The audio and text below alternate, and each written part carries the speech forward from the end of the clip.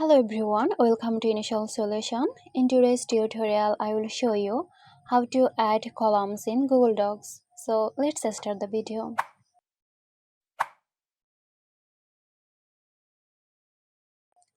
First open Google Docs and open the document where you want to add columns.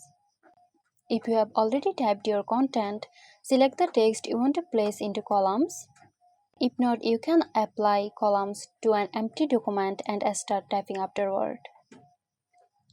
Now click Format from the top menu and then go to Columns. Here you will see three layout options.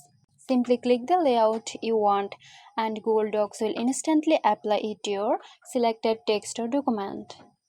So that's it. I hope this video helped you out. Stay tuned for more helpful tutorials here at Initial Solution. This video is sponsored by Zerosoft. Zerosoft offers graphic design, UI UX design, digital marketing and web development. Elevate your brand with Zerosoft today. For more details, check the description box.